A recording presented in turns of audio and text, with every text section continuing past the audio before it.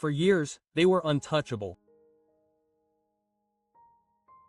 Catherine Fulop and Fernando Carrillo weren't just actors. They were the faces of an entire generation of soap operas, the golden couple who seemed to carry the weight of an entire continent's romantic fantasies.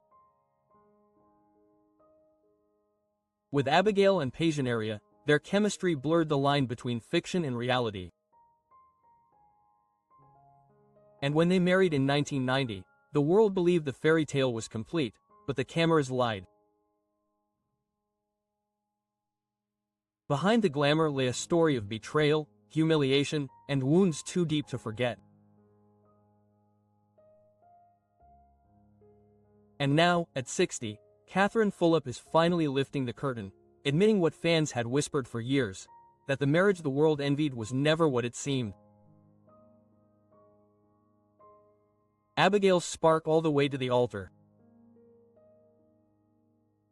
When Catherine Fulop and Fernando Carrillo first crossed paths on the set of La Niña del Surso in 1988, neither could have predicted how much their names would become intertwined with each other and with the history of Venezuelan television itself. Catherine was then just emerging from the world of beauty pageants. She had competed in Miss Venezuela in 1986, standing out for her slender presence, warm smile, and charisma, but many still saw her as the pretty face trying to break into acting.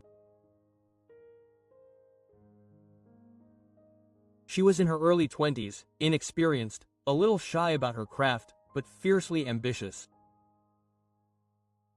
To her, the world of soap operas was a battlefield where you either dazzled or disappeared. Fernando Carrillo, on the other hand, was already enjoying the first glimpses of fame.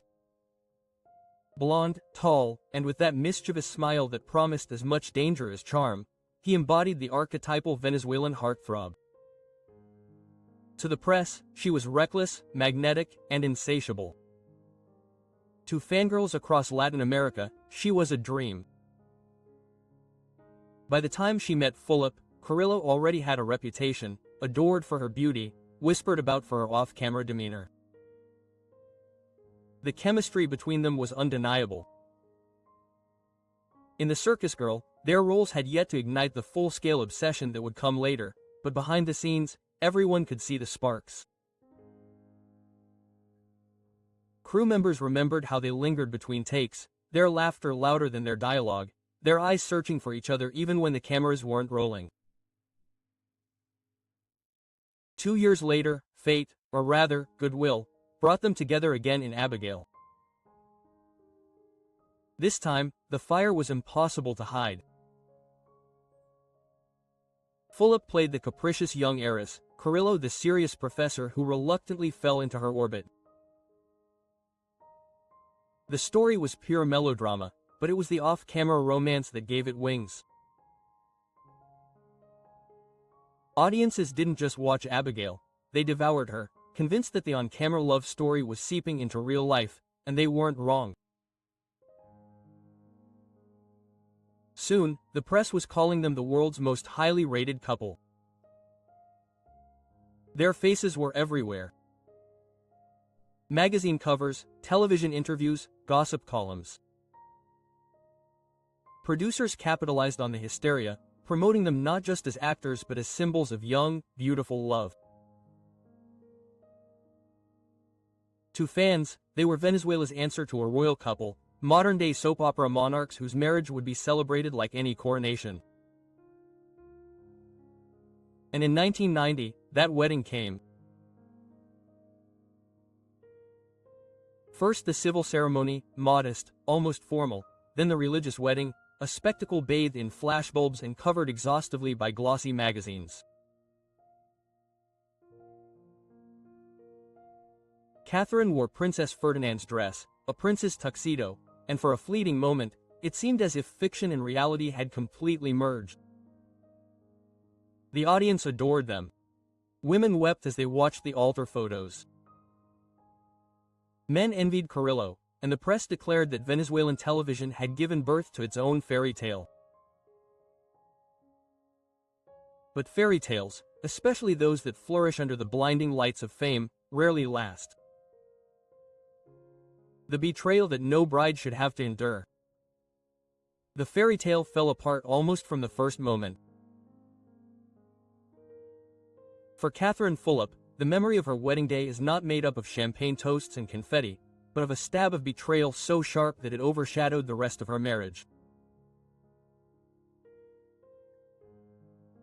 Years later, she confessed on Argentine television, her voice still tinged with disbelief decades later, that Fernando Carrillo had cheated on her on the wedding day. After the civil ceremony, he left her at her house, returned to his parents' house and, unable to resist the temptation, had a sexual encounter with a neighbor of Catherine's in the elevator of her own building. The audacity was simply overwhelming.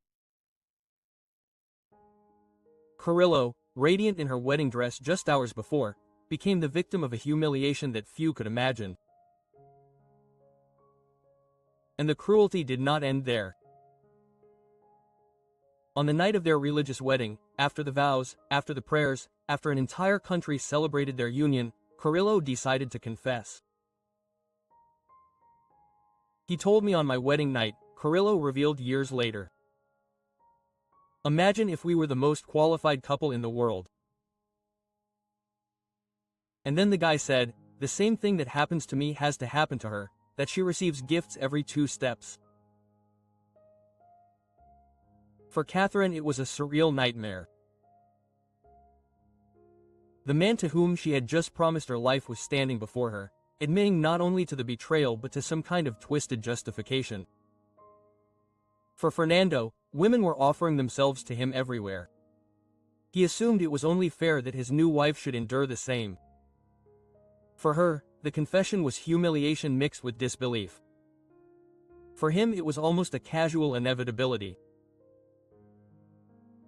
With a smile that must have felt more like mockery than apology, Carrillo suggested they simply wipe the slate clean, forget what had happened and move on as if nothing had happened. And Catherine, young and overwhelmed, did what many women in her place might have done. She forgave him, but forgiveness does not erase. The wound never healed. The years that followed were a surreal contradiction. On screen they played lovers with passion and pretty faces, their chemistry intact, their faces displayed on the screen. Throughout Latin America, off-camera, their marriage eroded, collapsing under Carrillo's suspicion, jealousy, and roving gaze. Catherine admitted that she considered divorce in the immediate aftermath of the betrayal. She wanted to walk away, to put the humiliation behind her, but 2 forces held her in check. First, the public. People weren't betting on the couple, she explained in later interviews. They doubted them, and she wanted to prove them wrong.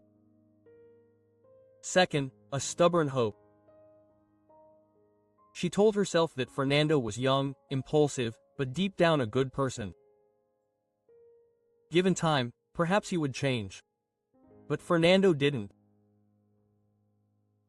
The tabloids in Venezuela and beyond whispered constantly about his insatiable nature, his conquests, his inability to control his impulses.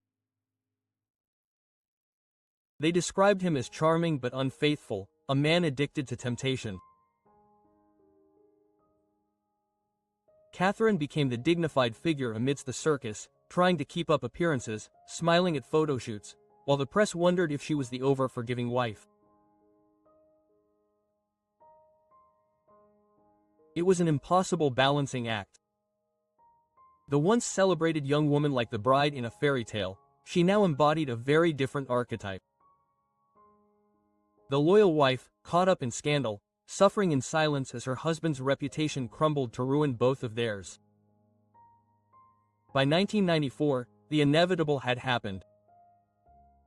Carrillo filed for divorce, ending 4 years of turbulence. The separation was messy, but definitive. She had no intention of being forever defined by Carrillo's betrayals.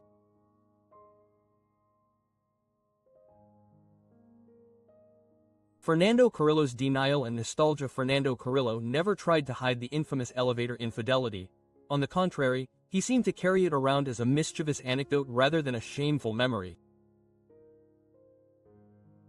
In interviews over the years, he would recount it in the same tone someone might use to describe skipping school or crashing a party. "I was 19, I saw a neighbor and we got into a fight in the elevator. Boy stuff, idiot stuff," he said on an Argentine program in 2016, smiling as if the memory were harmless, even funny. For everyone else sounded callous.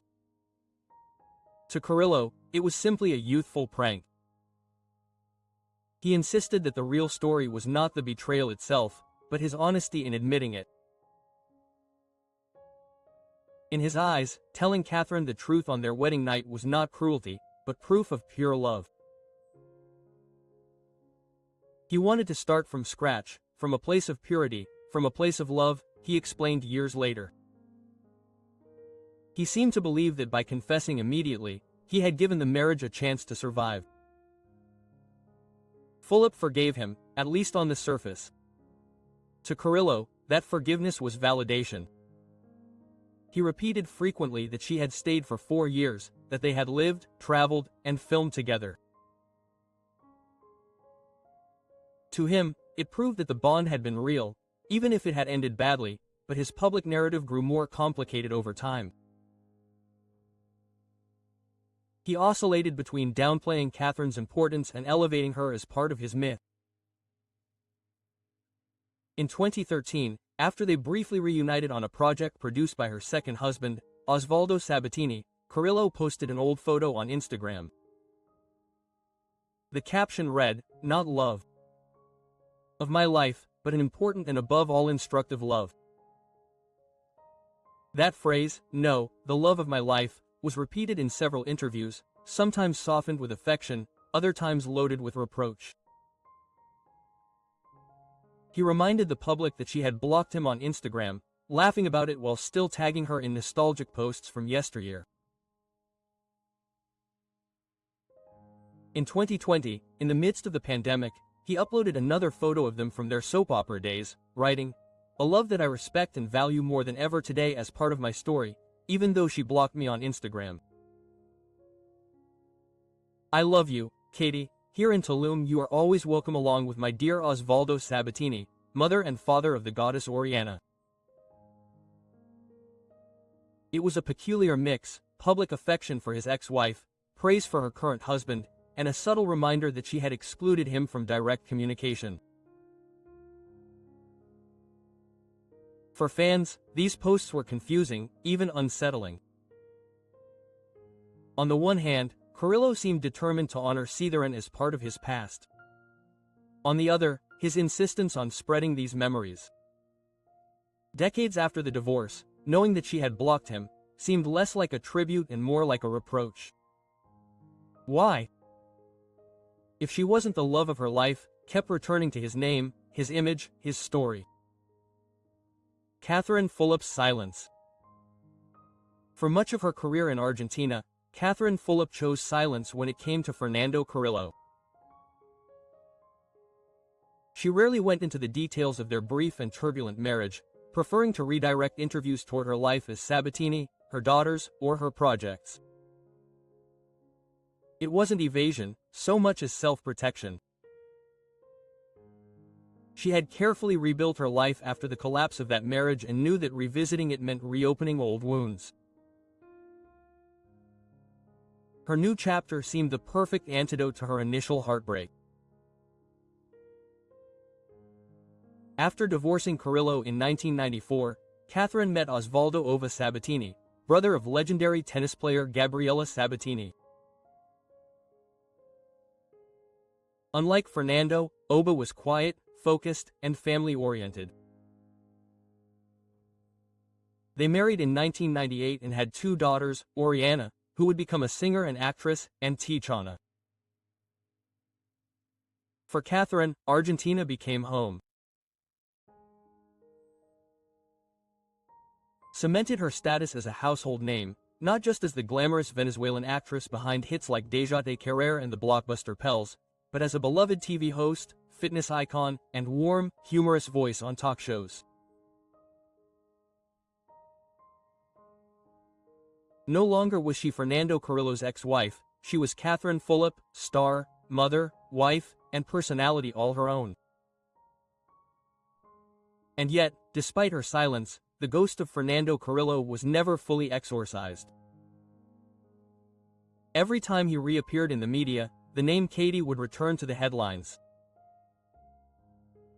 When Carrillo launched his spiritual healing hotel in Tulum, journalists recalled that he was the same man who once broke Catherine Fulop's heart.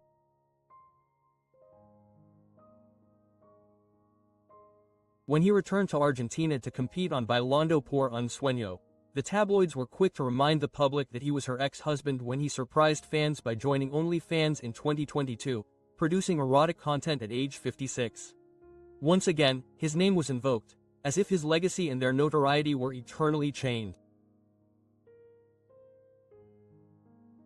Catherine rarely went out.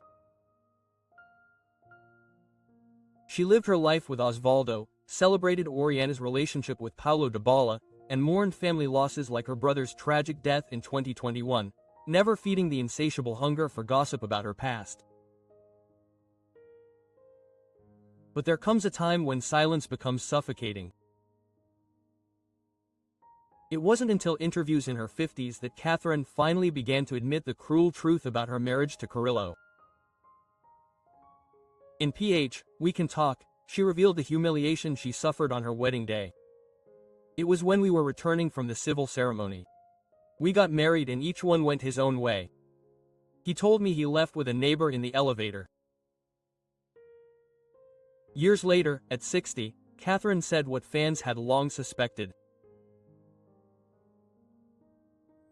Fernando Carrillo had never been her great love, he had never been the partner she needed, never the pillar on which she could build a life. In fact, with the distance, she even questioned if she had ever, he hasn't been important at all. I don't know him today.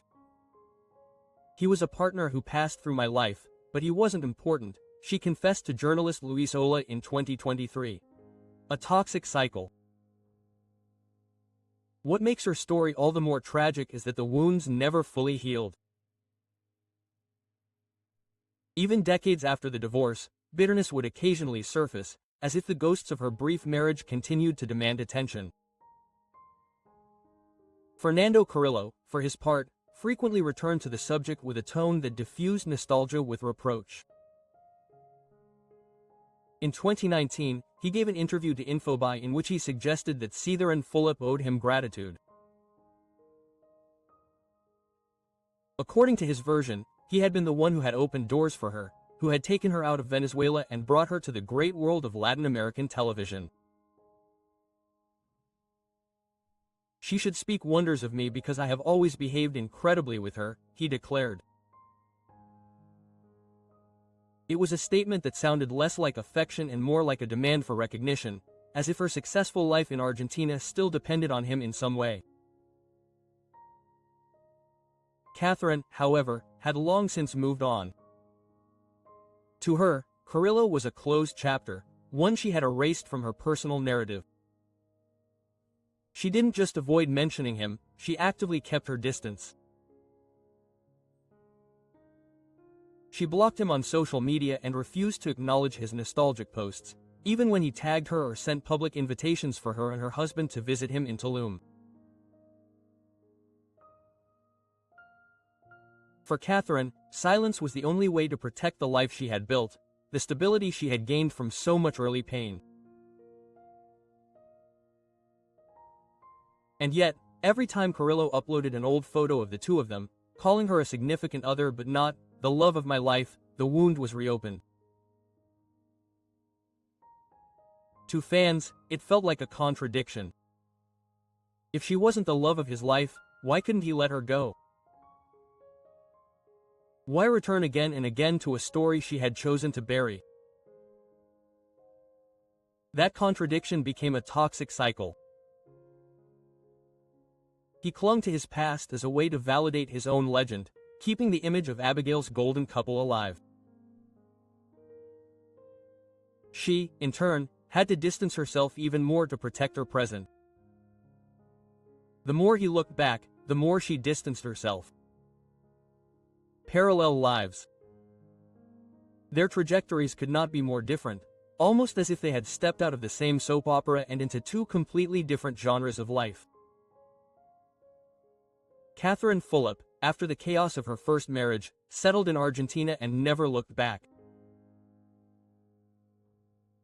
In 1998, she married Osvaldo Ova Sabatini, an actor and businessman, brother of tennis legend Gabriela Sabatini. Together they created the family she had always longed for, stable, warm, and lasting. Catherine and Ova became one of the most admired couples in the country, raising two daughters who grew up under the loving gaze of a marriage that withstood the tests of time. Oriana, the eldest, flourished as a pop star with international projection and eventually became known as the partner of soccer player Paulo Dybala, adding another layer of fame to the Fulop Sabatini household. Tatiana, her youngest daughter, remained more private, but Catherine's social media channels showcased a close-knit family dynamic in stark contrast to the turbulence of her youth. Her reputation in Argentina was cemented not just as a beauty icon but as a resilient personality. She transitioned effortlessly from soap opera fame to television hosting and fitness instruction, becoming a household name.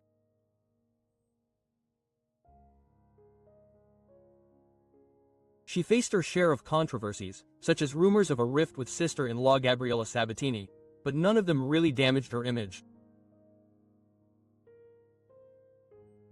To the public, Catherine remained elegant, charismatic, and relatable, the woman who navigated scandals and emerged stronger.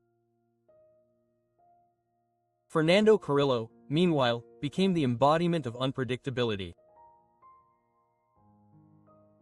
After leaving the mainstream soap opera circuit, where he had been an idol, he tried his luck in Hollywood with minor roles, but the big break never came.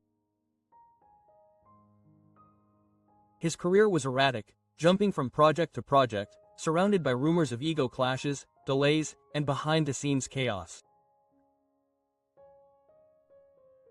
His support for Hugo Chavez in Venezuela added political controversy to his already polarizing image, alienating some of his audience while cementing his reputation as a figure who thrives on provocation. In later years, Carrillo turned to reinvention. He declared himself a spiritual entrepreneur, investing in a healing hotel in Tulum, Mexico, where he offered shamanic, holistic, and alternative medicine experiences to tourists. His discourse turned mystical, preaching about love, forgiveness, and living in the present. But just when he seemed to be settling into a calmer phase, he surprised the public again. In 2022, at age 56, he launched an OnlyFans page offering erotic content to subscribers. What for him was a way to connect with his most intimate fans, for others was the final proof that Carrillo was addicted to reinvention and controversy. The most provocative moment, however, came in 2020. At age 54, Fernando announced his engagement to Maria Gabriela Rodriguez, a Venezuelan artist 30 years his junior. He described her not just as his partner, but as his first and true love. The phrase was impossible to ignore. To many, it sounded less like a romantic declaration and more like a dig at Catherine Fulop. If she had downplayed her role in his life, he seemed intent on downplaying hers in turn, rewriting his story and crowning a new true love decades later.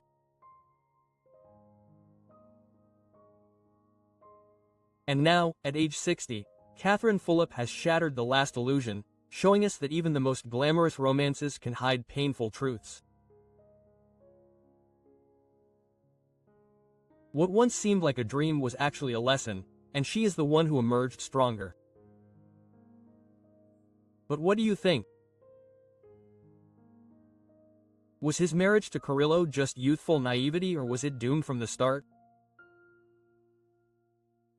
Do you think Fernando's longing is genuine affection or just his ego refusing to let go? Leave us your answers in the comments, and if you enjoyed reliving this story of passion, betrayal and resilience, don't forget to like this video and share it with anyone who still remembers Abigail.